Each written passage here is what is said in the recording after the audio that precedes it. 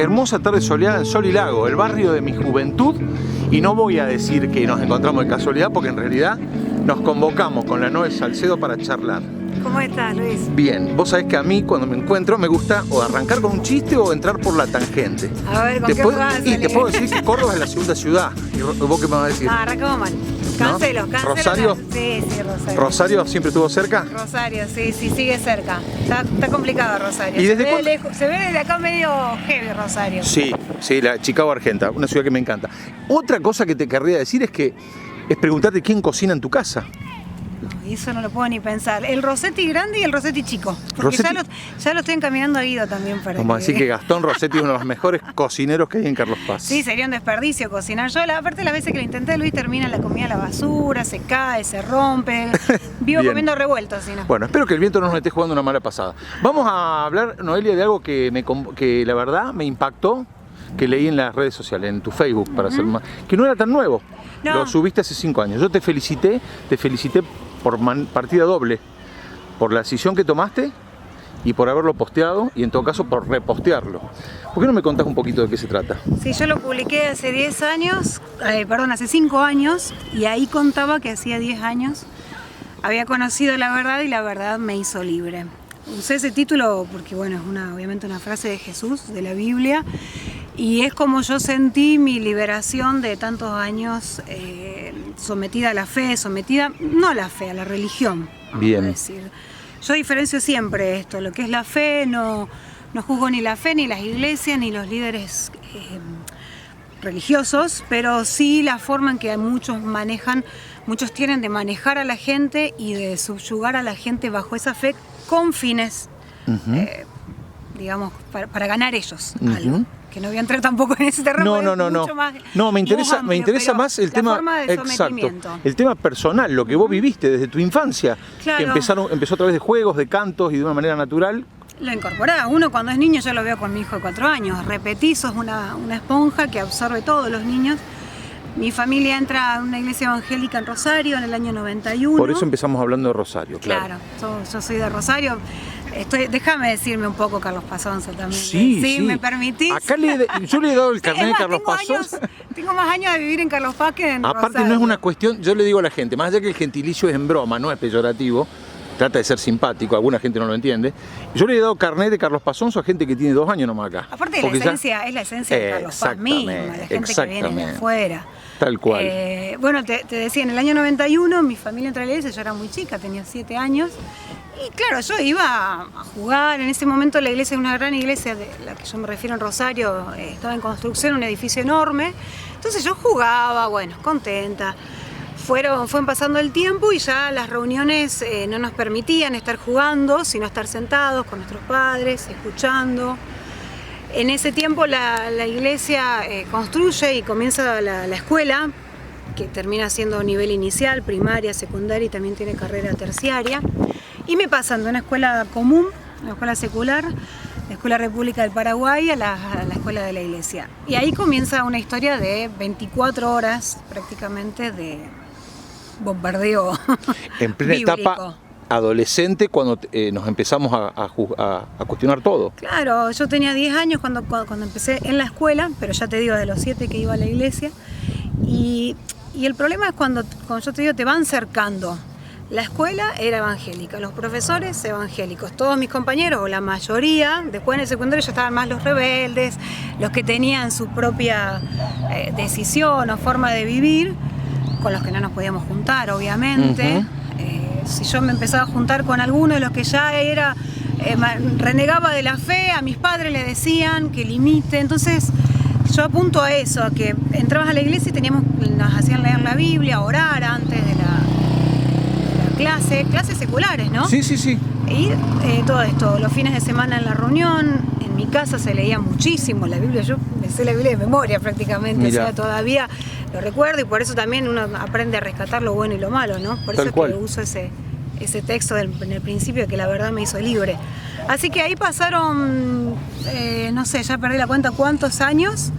El secundario era también más asfixiante porque tenés que hacer más fuerza para contener al adolescente. Ya no es un niño que repite y hace lo que vos Ahí digas. está donde yo te decía recién de la rebeldía propia de... Claro. ya cuestionaba. Sí, sí. Yo siempre lo digo, tanto leí la Biblia que fue lo que más me impulsó a alejarme de la fe. Cuestionaba muchas cosas de la Biblia y lo que se me decía era, no, a Dios no se le cuestiona, a Dios se le obedece. Eso te decían, claro. Sí. Hay un versículo en Deuteronomio que dice, las cosas secretas dependen de Dios y lo que Él no te quiere decir es porque es secreto y punto. Para resumirlo y parafraseando. Y ese texto de Deuteronomio 29 se utiliza muchísimo para limitar, basta, se obedece y punto. En todo sentido, porque cuando una autoridad de la iglesia dice algo, se le obedece a esa autoridad un lo dogma. que dice, claro. Dogma duro. El pastor lo dice, hay que hacerlo. ¿Por qué? No importa. No cuestiones porque cuestionar no está bien. Entonces, claro, yo cuestionaba, me decían que no, todo lo que hacía estaba mal. No tuvimos viaje de estudio, el viaje de estudio a Bariloche, olvídate, el pecado. Yo lo cuento, la ciudad del pecado estaba prohibido en una escuela cristiana. De hecho, no se hizo nunca un viaje a Bariloche. Nosotros éramos la tercera promoción. El primer viaje fue a Mendoza. El segundo curso creo que no viajó, no recuerdo muy bien, y nosotros fuimos a Pichitraful, una colonia cristiana, donde también nos leían la Biblia. Mira. O sea, un lugar de luna de miel, ¿me entendés? Los 7 lagos, un lugar bellísimo. A nosotros nos llevaban ahí en medio de la nada a leer la Biblia, está bien, hicimos un poco de deporte, actividad de invierno, pero el viaje de estudio no, olvídate, o sea... Eso son por ahí, son cosas que uno lamenta porque decís las cosas que más te acordás de tu adolescencia, de la época que no tenés grandes responsabilidades, es divertirte, vivir, experimentar, y ellos te dicen no, directamente te lo cortan. Ese fue en el caso mío. Yo lo aclaro siempre, Luis, y lo digo 1000 veces. No todas las personas que pasaron por la fe tal vez hayan tenido la misma experiencia que yo, pero en general es... No, pero estoy acá con vos porque lo pasaste vos y es suficiente. Claro. No, y es suficiente que al contarlo le ha llegado a otras personas. Sí, yo cuando lo publiqué hace 5 años, bueno, yo después también es el proceso de desvincularme de la iglesia que a mí me costó años. Yo siempre cuento, las canciones de la iglesia eran cuidadito tu boquita lo que dice, que hay un Dios que te está mirando, cuidadito tus manitos donde van, soy un soldadito de Jesús. Todo el tiempo cantando eso, para mí eran amenazas, no eran canciones infantiles, ¿me entendés? Yo hoy lo escucho a Guido cantar las canciones de Jardín y disfruto tanto que crezca con esa libertad de cantar canciones normales, digamos. ¿Con la señora Mariela? Con la señora Mariela, una genia. Saludo a la Mariela. Fue mi maestra de jardín infante. No dan los números, Pero mira, fue maestra de todo el mundo la Mariela. Bueno, ¿y lo ves a tu hijo claro, obviamente? Y cantando con canciones... Además el lenguaje que se utiliza, desde chiquito, bueno, sí, yo estoy bien, gracias a Dios, yo hago esto, yo... Repetir, los escuchás que por ahí medio que hablan todos lo mismo, teníamos que determinadas cosas repetir, porque por ejemplo yo por ahí tenía, qué sé yo, no tenía vínculo con gente de fuera de la iglesia, pero el poco vínculo que tenía te preguntaban, ¿y por qué ustedes no van a bailar? Y no, a mí no me gusta, decía. Mentías. Mentía. Claro. Después cuando me fui a la iglesia, Luis, hasta el día de hoy me gusta todavía salir a bailar, ¿me entendés? Sí. Lo que no haces en un momento, en algún momento eso trata de salir, porque es lo normal. ¿En qué momento, y cómo llegas a Carlos Paz vos de Rosario? Venimos caminando un poco. Porque esto que me estás contando transcurre todo en Rosario. Una parte, digamos, fue el germen en Rosario. Bien. Yo crecí en Rosario, en el año 2000 nos venimos para acá, mis viejos se vinieron por cuestiones laborales, que yo agradezco al cielo por ese cambio, si no yo creo que seguiría ahí, no sé. Mirá. ¿Y Carlos Paz qué rol jugó en esos cambios tuyos? Todo, Luis, sí, porque nosotros nos vinimos, yo te digo, por cuestiones laborales, yo tenía 17 años, no podía elegir, no podía decidir nada, nos vinimos. Para mí fue la muerte venir. Hoy agradezco, pero en su momento era el desarraigo terrible. Sí, sí. Y cuando estábamos acá, qué sé yo, un poco de la soledad y todo, que te hace pensar muchísimo más. Yo me anoté en la facultad en locución, en el Colegio Obispo Trejo y Sanabria. Claro, y ahí conocí muchísima gente que hablaba un lenguaje normal, que vivía una vida normal, y yo ya con todo lo que venía acumulando de dudas, de conceptos por plantear, de discusiones, eso me terminó de mostrar que hay una vida... Cortaste los últimos hilos a la marioneta esa que pusiste en el dibujo de Facebook. Salí de la cápsula, ¿me entendés? Exacto. Salí del lugar hermético de que me controlaban las 24 horas, que yo lo único que haga era respirar la fe.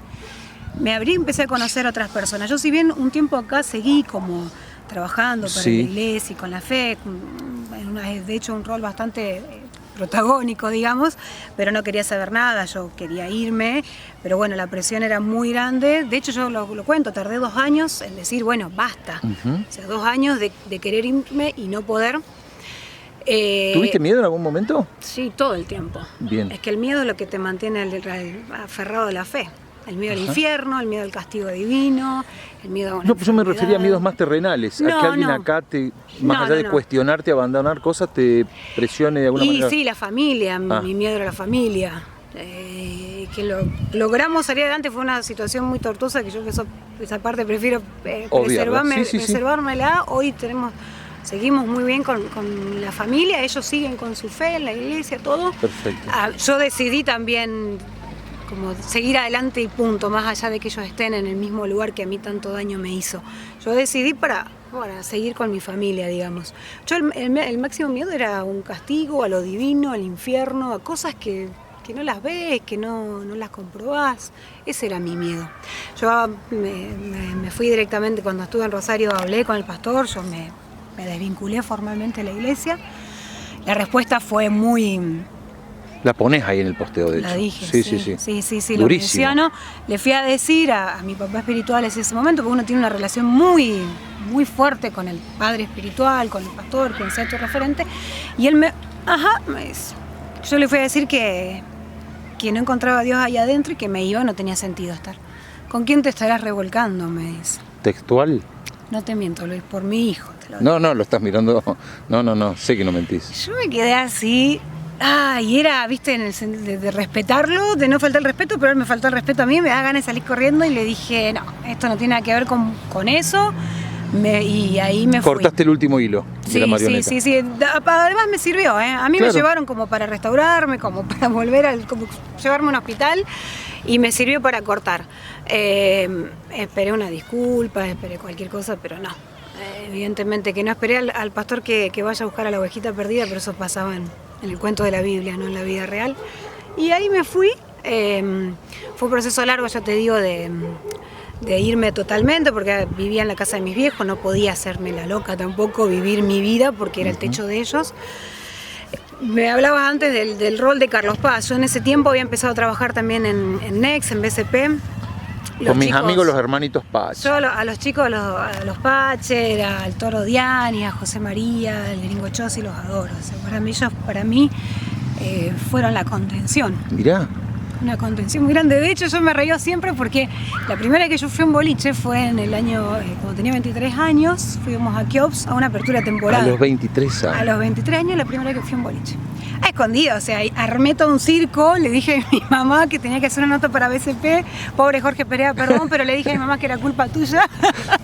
Le dije que tenía que ir sí o sí, y bueno, el Fabi me llevó, José María me iba a buscar, o sea, armamos todo como para yo ir y conocerlo. Imagínate con 23 años, Luis, ir por primera vez. Increíble lo que me estás contando. Y por trabajo, no tenía otra forma de ir. Y bueno, después así también era cuando iba a Córdoba a ir a estudiar con mis compañeras y por ahí nos escapábamos, era la única forma, por eso a mí el vínculo de Córdoba y Carlos Paz fue todo. Así que bueno, eso no sé hacia dónde seguir contando. No, vamos a decirle, por si hay alguien que está distraído, que no sabe, sos una de las locutoras oficiales o maestra de ceremonia, ¿se dice? Sí, de la municipalidad. Sí, o sea, te toca cubrir actos más allá de la pandemia, bueno, con cosas extrañas, ahora actos virtuales, pero con mucha profesionalidad lo haces. Y la verdad, me parece muy valioso tu relato. Hay una letra de Serrat muy conocida, que creo que la letra es de Benedetti en realidad, que habla de los locos bajitos y que dice que ellos cargan con nuestros dioses y nuestro idioma, con todo lo bueno y lo malo que le podemos transmitir. Vos, en este caso con tu hijo, como que cortaste algunos... Sí, yo a mi hijo obviamente voy a tratar de transmitirle la libertad en todo sentido, el elegir. De hecho, yo no lo bauticé, no soy creyente en nada, en ningún sentido, y bueno, que él el día de mañana, si quiere... Que elija. Quiero que elija, sí. De hecho, era el concepto también que siempre tuvo mi mamá, de yo no estoy bautizada ni nada, bueno, que cuando sea grande elija, y fue lo que le dije, le digo, estoy eligiendo y no me dejan. Fue una de las discusiones fuertes que tuvimos, le dije eso, y es lo que quiero obviamente transmitir a mi familia, a Guido. a Guido y a cualquier otro que esté escuchando Sí. que a más de una persona que esté viendo este video le puede llegar a servir. Yo, Luis, siempre lo cuento, porque a mí también hubo mucha gente que me ayudó, yo lo mencioné recién, pero además, qué sé yo, salir adelante. Cuando lo publiqué hace 5 años, mucha gente me escribió y me dijo que estaba en la misma situación o que había pasado por lo mismo en esa iglesia o en otras. Sí, sí, Muchos sí. también de otras religiones. Me voy a salir De otras inclusive de la religiones. religión. Sí. Muchos de los problemas que tenemos en la Argentina con esto de la grieta tiene que ver con el fanatismo, que no te permite sentarte en una mesa con una persona que piense distinto, que política o socialmente. Sí, Ni tal siquiera cual. hablo de religión, fíjate. Tal cual, yo lo menciono en el final del texto, digo que la fe no es mala y yo siempre lo remarco, la religión no es mala, los líderes, sino el fanatismo. El fanatismo. ¿Qué haces desesperadamente por convencer a otro? ¿Qué haces desesperadamente por contener a otro en el lugar que está y que no se vaya? Yo menciono esto, uno cuando se va de la iglesia no es lo mismo que el que nunca estuvo.